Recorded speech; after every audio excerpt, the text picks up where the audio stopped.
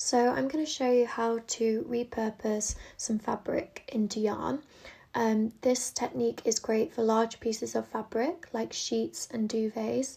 And the first thing you need to do is kind of remove any seams or elastic that they have. So often that means cutting around the edge, so you just have one rectangle of fabric. And we're going to make this piece of fabric into a continuous strand of yarn. You might want to try this technique with a piece of paper first. So start with just a rectangle of paper and try that before you go onto your fabric. So firstly, what you need to do is you need to fold your fabric in half. So you start with the rectangle like this, and then you need to lift the bottom edge so the shorter sides meet at the top. So just like I'm doing here, fold in half, like this.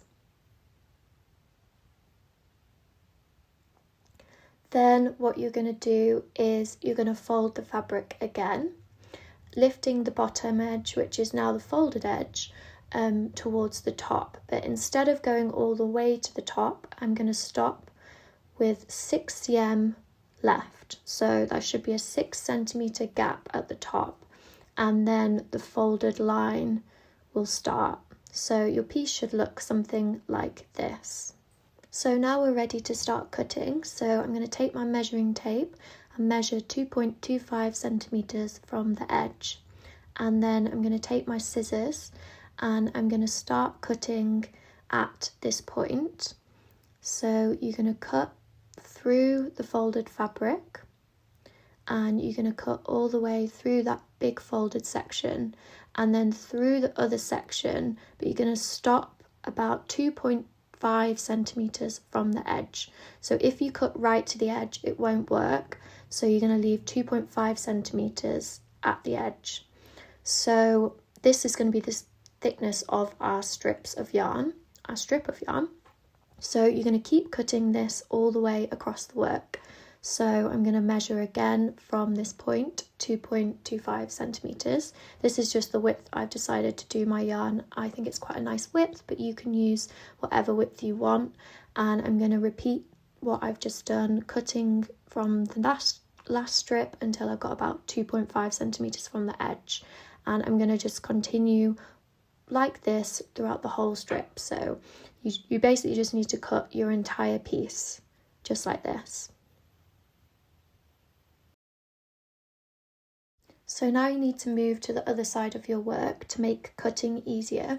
So if you're working on a big piece of fabric, it's best to do this on the floor and you can just move to the other side of your work.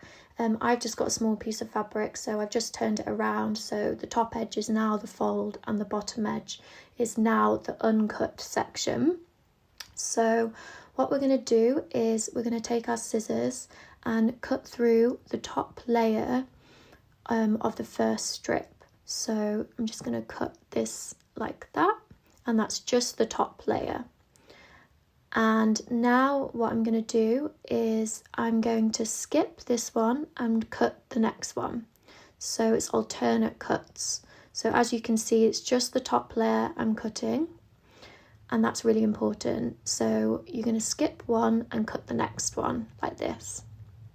So you can see I'm making a cut through every other strip. And you repeat this throughout the whole of the piece of fabric, just making sure you're going through just the top layer and alternate cuts. Like that. And then what we're going to do is we're now going to cut the bottom layer of fabric, so ignore the top layer. So I find it's easier to like peel the layer away. And what we're going to do is we're going to be making alternate cuts. So because we cut that one of the top layer, we're not going to cut it on the bottom layer. So we're going to now cut this one like that. So again, alternate cuts. You can lift the top layer up and just cut like this. So you can see how the cuts are alternate to the ones you've done at the top, like that. And then you're going to just continue working along like this, making sure that you're not cutting every strip, just like this, and making alternate cuts just through the bottom layer.